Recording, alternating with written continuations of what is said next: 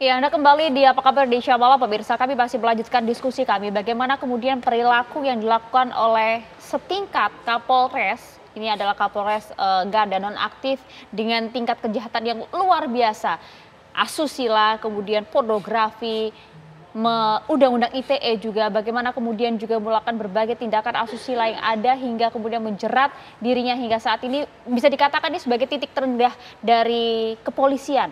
Apakah kemudian pihak polisi dalam hal ini akan bisa memberikan sanksi hukum maksimal, Mbak Lady? Anda melihat bagaimana kemudian Anda bisa mendorong hal ini? Iya, harus ya Mbak. Saya rasa saya sepakat bahwa memang hukuman yang maksimal harus diterapkan beserta juga pemberatannya. Karena kalau di Undang-Undang TPKS itu untuk dengan peran beliau sebagai aparat penegak hukum itu ada tambahan, ada pidana tambahan yang juga harus diimplementasikan dalam kasus ini.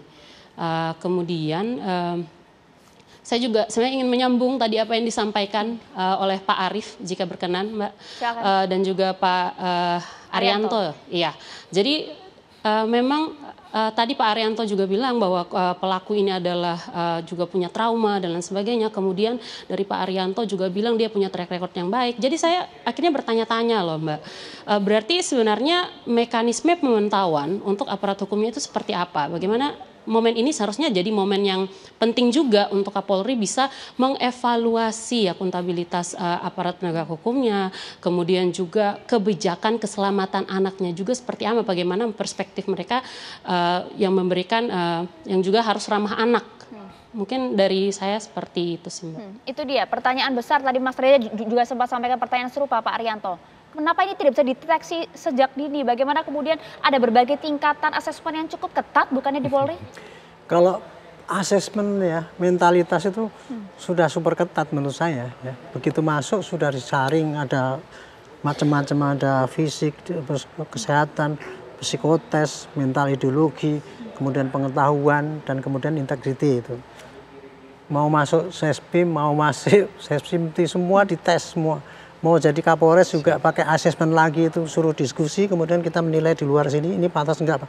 Kayak gitu sudah ada gitu. Tetapi ya 460.000 orang ya itu ya. Kemudian hasilnya daripada pembinaan itu beda-beda gitu. Cuman kalau saya boleh mengatakan ya, kenapa di dalam bidang mental itu kemudian begitu bobroknya gitu ya. Karena selama ini apabila terjadi pelanggaran-pelanggaran terkait dengan mental dan moral itu, di lingkungan polisi itu kurang ketat. Tidak kelihatan mana yang sudah ditindak dan hukumannya apa. Sehingga seakan-akan itu yang di lapangan sana itu, dia berbuat gitu juga tidak ditindak. Itu mungkin yang mengakibatkan sehingga ada orang yang kalau memang dasarnya nakal, ya terus nggak kapok gitu. Dia. Ini kan harusnya justru Anda, kemudian Pak Arief dan juga anggota Polri harusnya marah dong Pak melihat hal ini. Berikan hukuman yang maksimal, mengapa tidak dilakukan itu? Kalau hukuman maksimal itu sudah dipraktekkan ini tadi kan. Selama ini polisi biasanya kan tidak terbuka kayak gini. Baru kali ini seorang yang tadinya beremput gitu kemudian dalam waktu 1 minggu sudah disidangkan dan semua lini pidana masuk ke situ. Biasanya kan enggak, biasanya ya sering dikritik polisi itu kalau melanggar kode etik hanya etiknya doang, nanti kemudian pidananya nggak diteruskan. Contoh saja kemarin yang dipecat itu meras orang Malaysia itu kan yang kelihatan kan cuma etik doang, sekarang nggak kelihatan pidananya itu apa sampai diperiksa apa tidak. Ini jadikan pertanyaan terus. Ini mudah-mudahan ini langkah ini terus diikuti yang lain. Gitu. Harus serius dan kemudian terbuka supaya rakyat tahu dan supaya yang lain ya juga tahu sehingga yang jelek-jelek itu berhenti, yang baik-baik senang karena yang jelek dihukum gitu ya. Nah, masyarakat juga puas. Oh ternyata polisi tidak nutup-nutupi. Itu kurang lebih gitu komentar saya. Saya dalam posisi menunggu seberapa jauh Polri akan menepati janjinya bahwa oknum ini akan diproses baik secara etik maupun pidana. Hitung-hitungan di atas kertas hukuman maksimal. Mudah-mudahan tidak ada hal yang meringankan. Mudah-mudahan juga tidak terulang anti klimaks dari Istana Negara. Kenapa saya katakan itu? Semasa Presiden Jokowi berkuasa, dia pernah mengatakan dengan gagah perkasa, terbuka di istana, kejahatan seksual terhadap anak adalah kejahatan luar biasa. Tapi beberapa bulan berselang, Presiden Jokowi kasih grasi ke predator seksual anak asal Kanada. Itu presiden kita tuh. Ternyata kerja susah payah dari sistem peradilan pidana, kepolisian, kejaksaan, Mahkamah Agung, anti klimaksnya di mana? Di Istana Negara oleh Presiden Jokowi. Jangan sampai ini terulang Mudah-mudahan Presiden Prabowo tidak melakukan harus saya katakan kebodohan serupa. Mudah-mudahan tidak. Dan saya yakin Presiden Prabowo akan sangat tegas bahwa kejahatan satu ini pun patut mendapatkan sanksi maksimal. Perang bubat kita semua terhadap para predator seksual anak. Ini biadab, sanksi harus maksimal. Pak Arief, singkat saja, bagaimana kemudian Kompolnas mengawal sanksi pidana kepada yang bersangkutan? Begini, Polri punya instrumen yang cukup luas di samping asesmen tadi. Jadi sebaiknya kita harus mencegah jangan sampai terjadi fajar-fajar yang lain.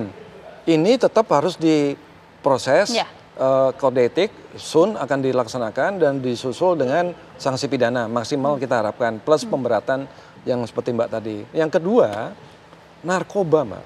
Narkoba harus ditelusuri, jangan hanya sekedar informasi aja, karena dia bisa berbuat begitu, karena dengan dia under influence narkoba itu menyisihkan akal sehat. Kebijakan-kebijakannya diambil, keputusan. Ini harus seperti dikatakan Pak Arianto tadi, narkoba itu harus ditelusuri, jangan sampai mandek sebatas kode etik saja. Terus yang ketiga, mekanisme pemilihan, asesmen segala macam itu mesti dievaluasi lagi, jangan sampai terjadi seperti ini, nanti akan timbul fajar-fajar yang lain. Nanti korbannya malah jadi tambah banyak. Demikian Mbak Maria. Ini waktunya Polri bersih-bersih mengembalikan lagi citra positifnya di hadapan publik. Terima kasih banyak Mas Reza, Pak Arief, terima kasih Pak Arianto, dan juga Mbak Ledi, terima kasih sudah bergabung bersama kami di Apa Kabar Indonesia Malam. Kita tunggu nanti bagaimana langkah kelanjutan dari kasus ini. Tiara.